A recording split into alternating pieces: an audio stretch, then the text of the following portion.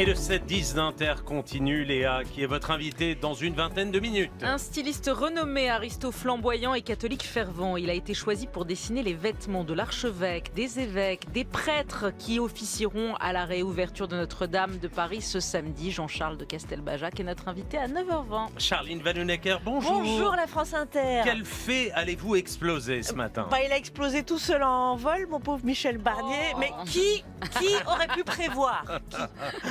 Mathilde, votre nouvelle tête. Elle est née en l'an 2000 et elle habite les années 90 pour la grande fresque Leurs enfants après eux qui sort demain au cinéma, adapté du prix Goncourt de Nicolas Mathieu.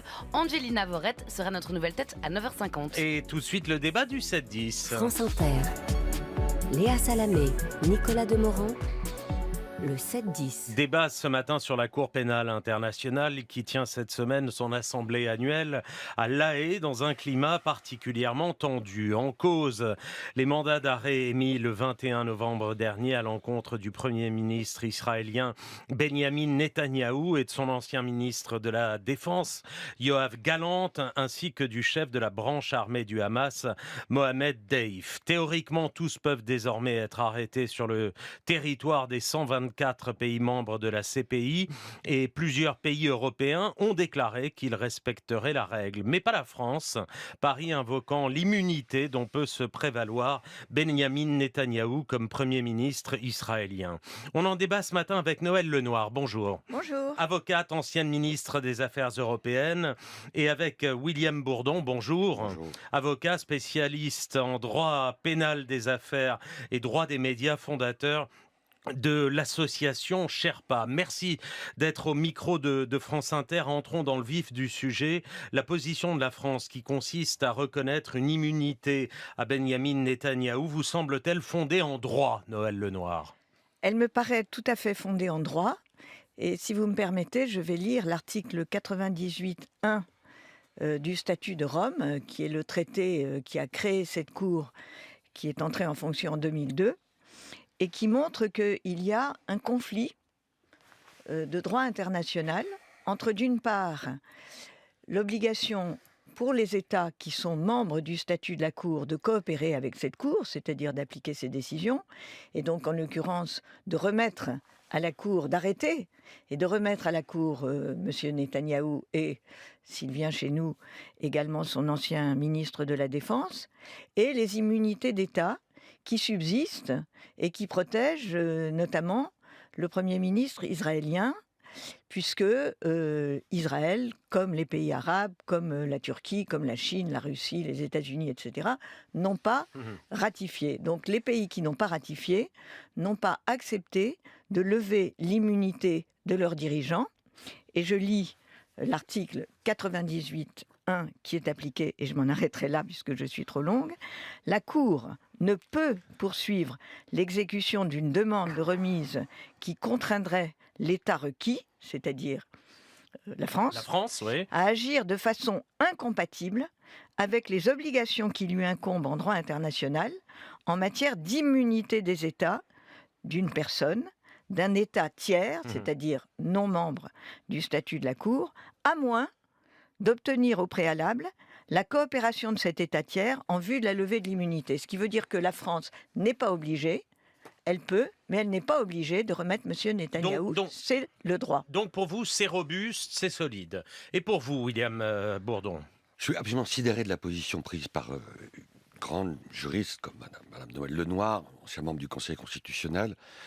Comment osez-vous, comment pouvez-vous faire cette interprétation de cette disposition qui est contraire à toute la lettre et l'esprit du statut de Rome, qui est contraire à tout le droit international, qui est contraire à une décision que vous avez peut-être lue, je ne sais pas, vous allez nous le dire, de la Cour pénale internationale elle-même, qui au moment de la controverse née de la difficulté d'obtenir des États qu'ils arrêtent Béchir, le bourreau du Darfour, l'ancien patron de Khartoum qui se rend en Afrique du Sud, la CPI rend une décision sur cet article, Madame Lenoir, il faut lire cette décision.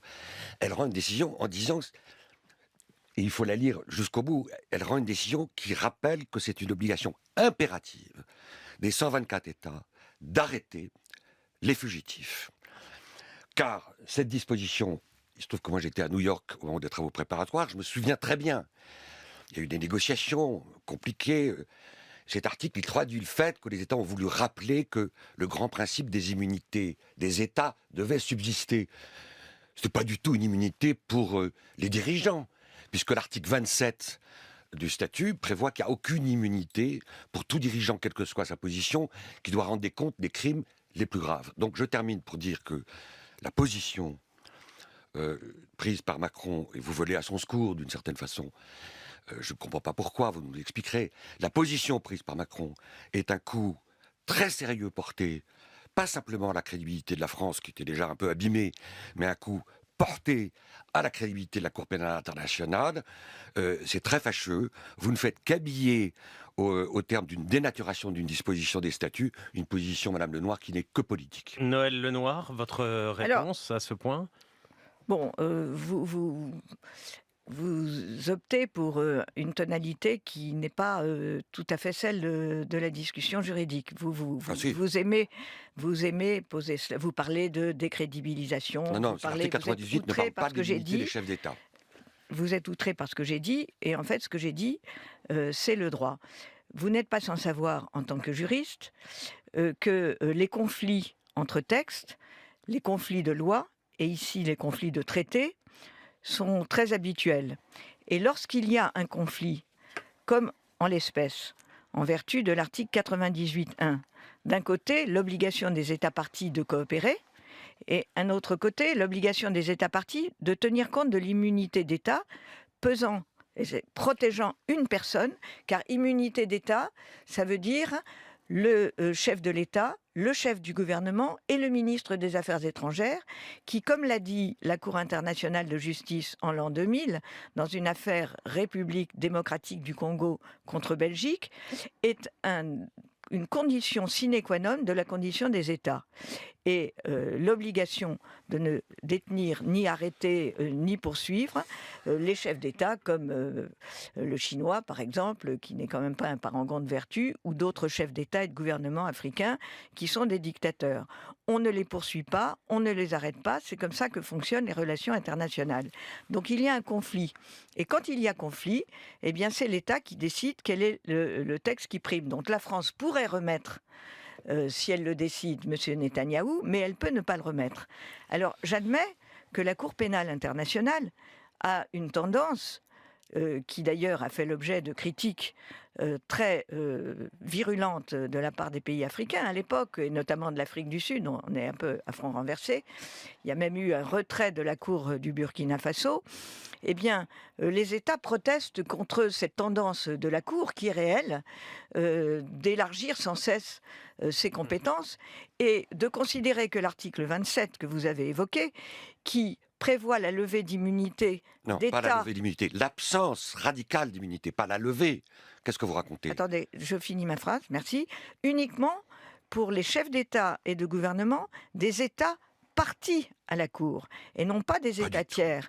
Sans cela, vous videz de sa portée Vous êtes totalement isolé cet dans cette article. position, madame, totalement Alors, isolé. William Bourdon, comment on peut avoir deux lectures aussi différentes des mêmes textes? Parce que ce qui se passe en Israël fait perdre la tête à un certain nombre de gens et conduit des esprits a priori bien structurés à des positions d'une totale irrationalité. C'est-à-dire dans leur soutien, quoi qu'il en coûte, horrible souvenir, dans leur soutien, quoi qu'il en coûte à Israël, les conduit à écrire, par exemple, Madame Lenoir, vous écrivez dans un article Tribune Juive, vous êtes cité comme le meilleur avocat français. Bon, très bien, bravo, tant mieux pour vous. Je n'ai jamais publié non, dans et vous Tribune écrivez... Juive. Vous dites, C'est un article qui a été repris. il faut bien assumer ce que vous dites là.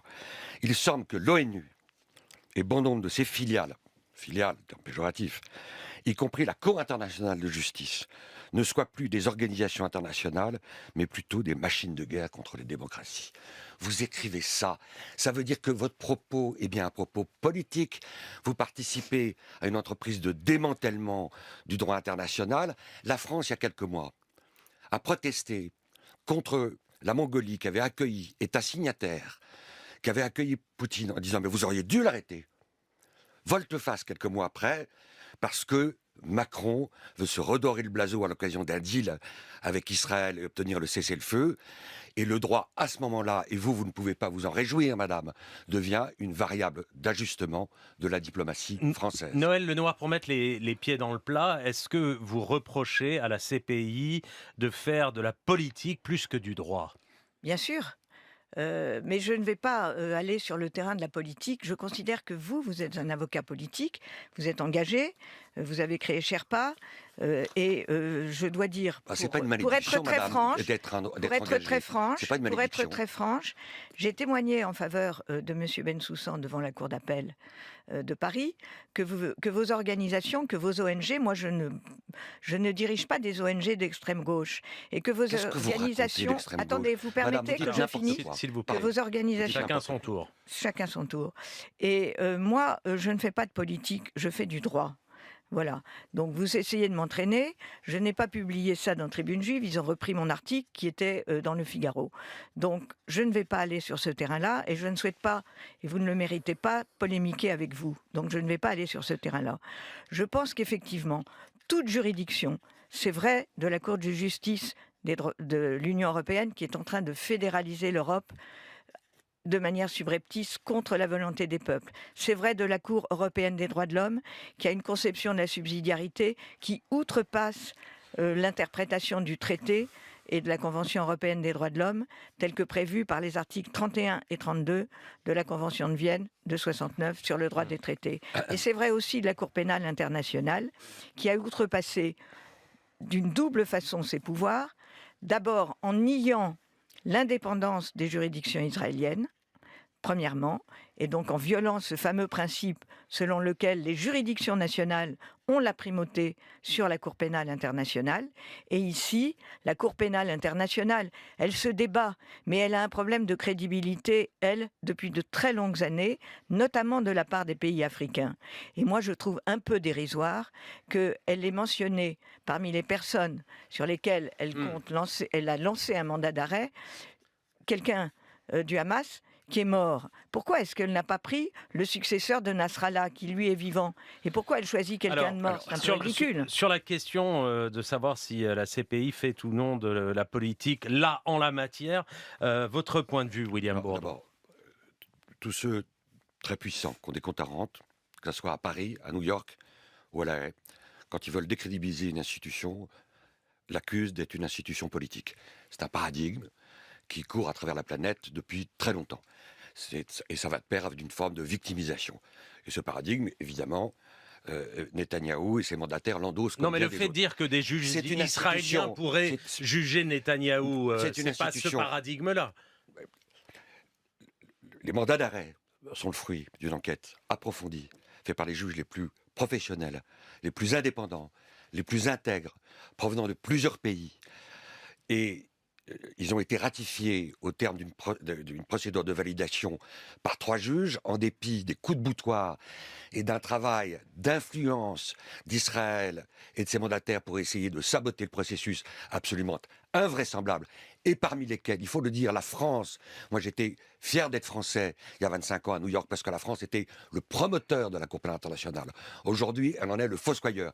Et voyez-vous, madame Lenoir, votre position...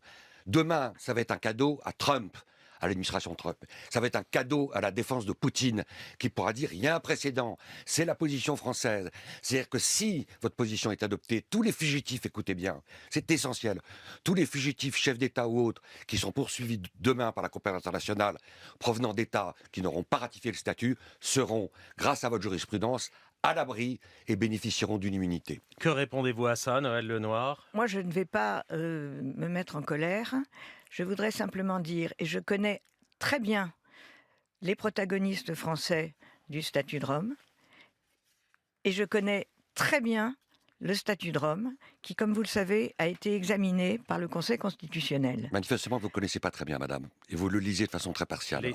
Laissez-la finir, s'il vous plaît. Écoutez, les accusations ad féminem, je pense que ça n'est pas digne de vous. Mais je les réfute absolument. Ce pas les accusations. Je ne vais pas vous faites une lecture qui n'est pas celle du statut, écoutez, c'est lamentable. et qui est contraire à tout le droit international. Laissez-la finir, okay. William Bourd. Bon. Franchement, si vous plaidez comme ça, c'est quand même pas terrible. Hein. Bon, Donc, il y avait deux conditions. Parce que les États ne disparaissent pas. D'ailleurs, la Cour pénale internationale, il faut que les auditeurs le comprennent, n'est pas une cour qui est un organisme de l'ONU comme la Cour internationale de justice.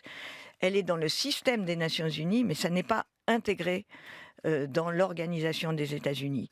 Parce que les États ont voulu garder la main, sous deux conditions. La première, c'est la primauté des juridictions nationales sur la compétence de la Cour. Et cela diffère totalement, cette Cour, des tribunaux spéciaux pour l'ex-Yougoslavie ou le Rwanda, qui ont jugé les chefs d'État et les chefs militaires qui avaient été mêlés à ces crimes internationaux dans les Balkans et au Rwanda. Et la deuxième condition, c'est effectivement que les États aient la possibilité, les États partis, de respecter l'immunité d'État des chefs d'État mis en cause. Et vous avez bien conscience que cette Cour, en réalité, a franchi un pas.